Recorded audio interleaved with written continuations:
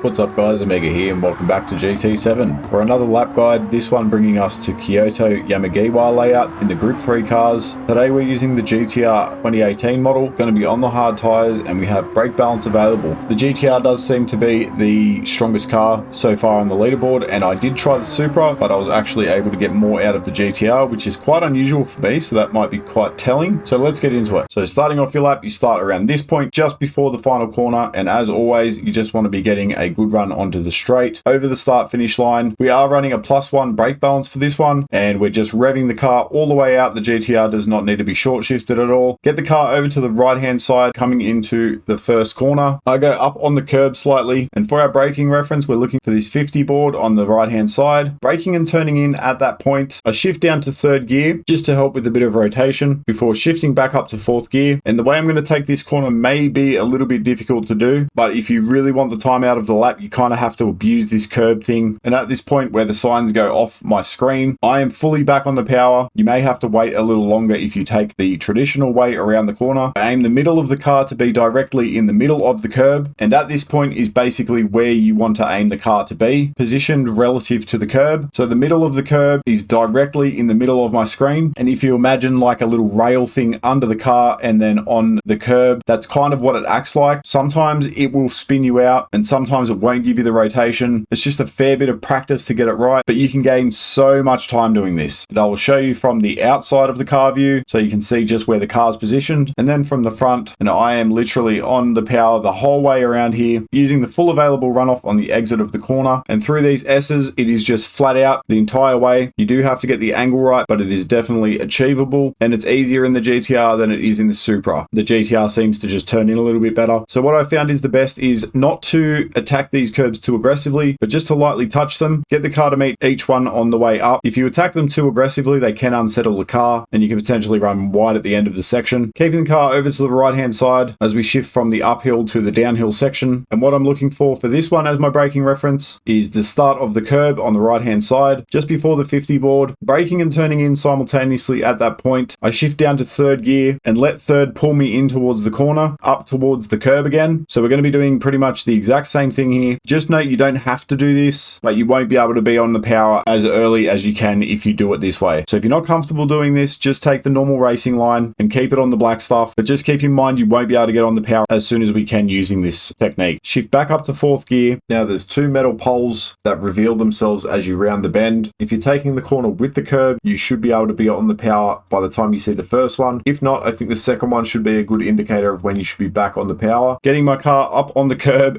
helping the car to rotate more than normal and allowing me to keep this flat out all the way using the available runoff on the right hand side, revving the car all the way out, sticking to the right hand side of the track, and we're about to go through the chicane. I'm braking quite early for this part, just after the 150 board on the right hand side, shifting down to third gear and getting right up on the curb to widen my entry into the chicane, aiming the car to take a big chunk out of this first apex. Just before I hit it, I shift up to fourth gear, give it a stab on the throttle, give it a lift, taking a huge chunk out of that curb. As I'm leaving it, I'm back on the power, and then you can hold it flat from here, but it is quite risky. You need to have the angle pretty much perfect. So as I hit this next apex, we're also taking quite a big chunk out of it. I'm just giving the car a little lift off the throttle and then straight back on it and power out using the runoff on the left, and you can see my ghost sort of disappears off to the right. You want to keep the car in the center of the track. On the entrance to this hairpin, attack the curb on the right to keep the car on the correct part of the track to this corner. And what I'm looking for the braking reference is the end of the red wall, a bit later than you would think for this one, shifting all the way down to first gear and then back up to second about midway through the corner and getting back on the power as soon as these signs start to go off my screen. And I get a little bit of wheel spin here, so it's really not ideal, but it's still okay. And now getting ready for this kink, try to get the car back over to the left hand side of the track, leave it in fourth, aim the car to take a big chunk out of this first apex on the right to widen your entry for the kink. Start braking as the edge of your screen hits this bit of fencing on the right hand side, and then I just shift down to third gear to swing the car in to hit this apex. Once I've got the car lined up, I shift back up to fourth gear and back on the power before I hit it. I do give a little lift as I go over the lip just to stop the car from losing traction. Back on the power using the runoff on the right hand side, getting over to the left hand side of the track for this final hairpin. And what we're looking for this one is the 50 board on the left, getting up on the curb, braking and shifting all the way down to first. And I go quite deep into this corner, and that's so that I can get a good exit, shifting back up to third gear. And as this first red board goes off the screen, we're back on the power using all the available runoff on the left, and then just revving the car right right out, flat out to the line, and that one's good for a 133.973, which at the time of recording put us just within the top 100, about 1.2 seconds off the world record. And I have shared my ghost and stuff, so if you are looking for that, you can find that. If you got any value out of today's video, let me know by dropping a like on it and subscribe to the channel. And what I'll do now is I'll play that back in full speed so you can see it in real time. Thank you so much for watching, and I'll catch you in the next one. Cheers.